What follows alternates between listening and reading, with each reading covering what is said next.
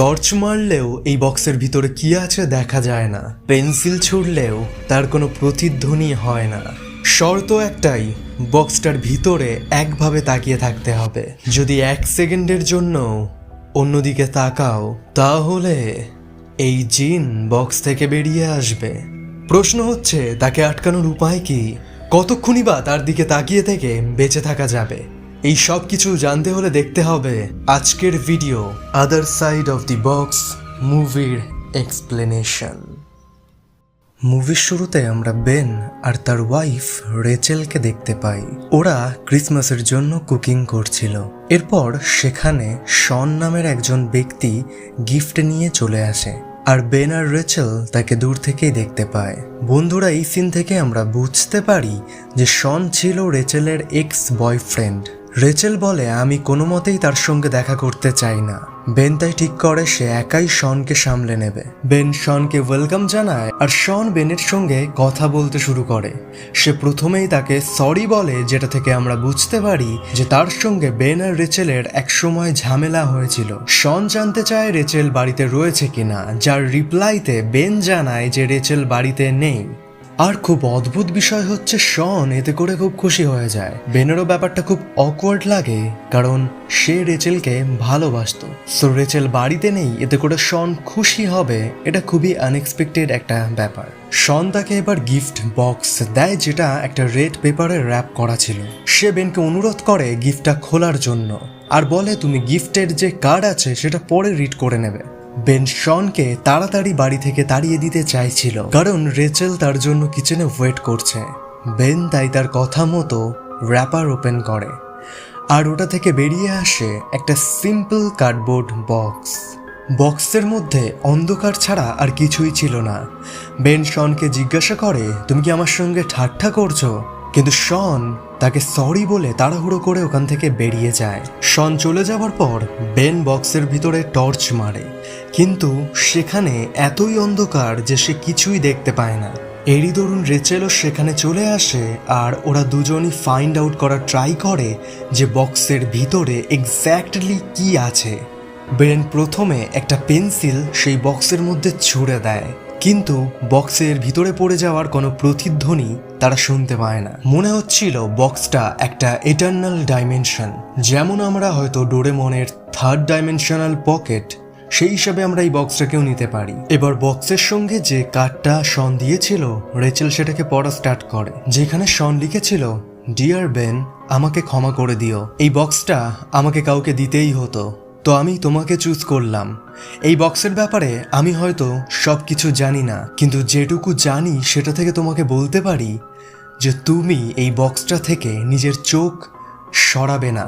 At any cost তুমি যদি এই বক্সটা থেকে নিজের চোখ সরাও তাহলে এর পরিণতি খুব খারাপ হবে। লেটার রিড করা শেষ হলে বেনের পায়ের নিচে সেই পেন্সিল আবারও ফিরে আসে, আর বেন পিছনে ঘুরতে দেখতে পায় একটি লোক বক্সের ভিতর থেকে বেরিয়ে এসেছে, কিন্তু এখনো সে পুরোপুরিভাবে বার হয়নি। আর এটাও নোটিস করা যায় যে লোকটি পুরো ভিজে অবস্থায় রয়েছে। তাকে দেখে এটাই মনে হচ্ছিল যে বক্সের মধ্যে একটা সমুদ্র রয়েছে।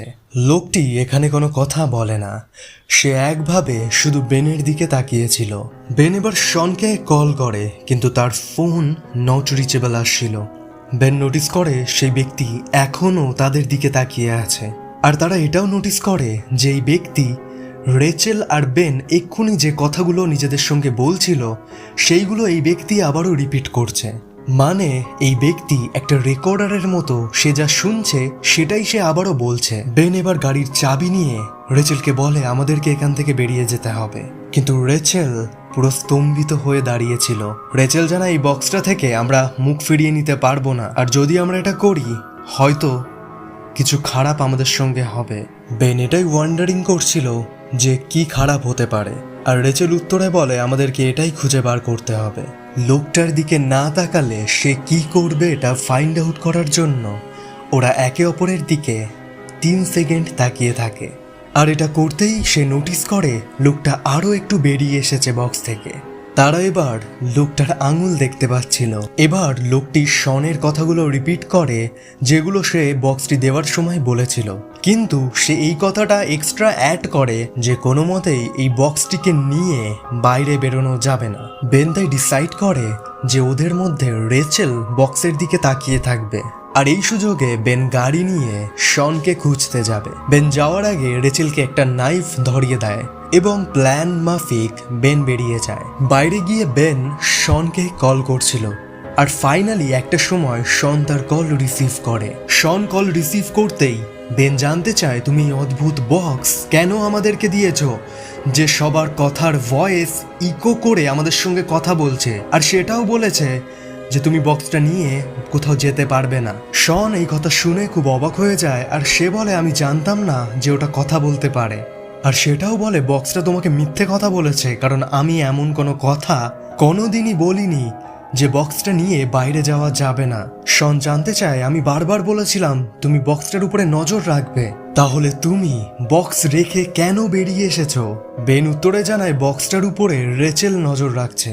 এই কথা শোনা মাত্র শন খুব ভয় পেয়ে যায়, আর সে চিৎকার করে বলে বক্সটা আমি তোমাকে দিয়েছিলাম, তাই তোমাকে বক্সটার দিকে তাকিয়ে থাকতে হবে, রেচেল তাকালে হবে না।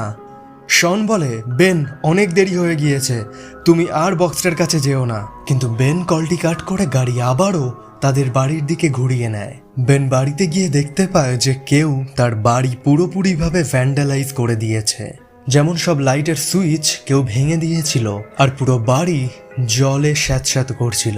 বেন এবার বেসমেন্টের নিচ থেকে রেচেলের আওয়াজ শুনতে পায়, যেটা অবভিয়াসলি সেই এন্টিটি বার করছিল। বেন রেচেলের ভয়েস ফলো করে নিচে যায় যেখানে অনেকগুলো ট্যাপ থেকে জল পড়ছিল। এখানে বেন সেই এন্টিটিকে দেখতে পায় যে পুরোপুরি বক্স থেকে বেরিয়ে এসেছিল। বেন তার দিকে পয়েন্ট আউট করে বলে আমি তোমার দিকে তাকিয়ে আছি, কিন্তু এখন তার কোনো কাজ হচ্ছিল না। বেন তাই দৌড়িয়ে বেসমেন্ট থেকে পালানোর চেষ্টা করে, কিন্তু সামনে যেতেই সে বেসমেন্টের উপরে আরো 4টে ছায়ামূর্তিকে দেখতে পায়, আর নিচে তার জন্য ওয়েট করছিল সেই এন্টিটি। বেন এন্টিটির দিকে তাকালে সেই 4জন তার দিকে এগিয়ে আসে, আর সেই 4জনের দিকে তাকালে সেই এন্টিটি তার দিকে এগিয়ে আসছিল। সো বেনকে পুরোপুরিভাবে সেই এন্টিটিগুলো ঘিরে ফেলে, আর লাইট অফ হওয়ার সাথে সাথে মুভির সাথে বেনেরও দি এন্ড হয়ে যায়। আসলে এই যে এন্টিটিকে আমরা দেখতে পেয়েছি বক্সের মধ্যে, এর মতো ক্লেভার হয়তো পৃথিবীতে অন্য কোনো এন্টিটি রয়েছে। প্রথমে সে শনের ভয়েস বার করে বেনকে ম্যানিপুলেট করে যেই বক্সকে নিয়ে বাড়ির বাইরে যাওয়া যাবে না, যেটা একটা ডাহা মিথ্যে কথা ছিল। এছাড়া এই এন্টিটি এমন ভান করে যে যদি রেচেলও এর দিকে তাকিয়ে থাকে তাহলে সে নড়তে পারবে না, কিন্তু আসলে যেহেতু শন বক্সটা বেনকে দিয়েছিল, তাই শুধু বেন তাকালেই সে একমাত্র ওই জায়গাতে স্টিল দাঁড়িয়ে থাকতো। এন্টিটি জানতো সে যদি এমন নাটক না করে তাহলে বেন বাড়ির বাইরে কখনোই যাবে না। সো এই কারণেই সে ওয়েট করে বেন চলে যাওয়ার, আর তারপরে সে রেচেলকে কনজিউম করে নেয়। আর আমরা যে 4টে ছায়ামূর্তিকে দেখেছিলাম সেগুলোও এই এন্টিটির শিকার ছিল। আর আমি যদি কোনো মিস্টেক না করি তাহলে এটাও আমি বলতে পারি যে এই 4জনের মধ্যে একজন ছিল রেচেল। আর ব্যাপার হচ্ছে যখন এই এন্টিটি শিকার করে ফেলে তখন বক্স আবারও বন্ধ হয়ে যায়, আর আবারও যখন কোনো ব্যক্তি এই বক্সটাকে ওপেন করে তখন সেই ব্যক্তি হয়ে যায় এই এন্টিটির শিকার। সো আপনাদের মনে এই প্রশ্ন থাকতেই পারে যে যখন এই এন্টিটি একবার বক্স থেকে বেরিয়ে আসে তখন সে কেন পুরো পৃথিবীকে কনজিউম করে নেয় না।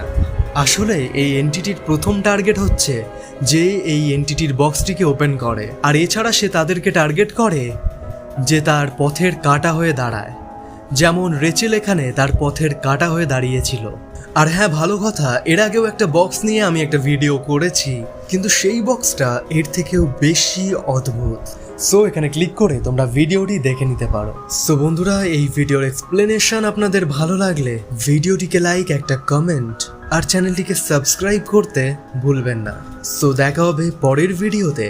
Till then, take care and see you in the next one.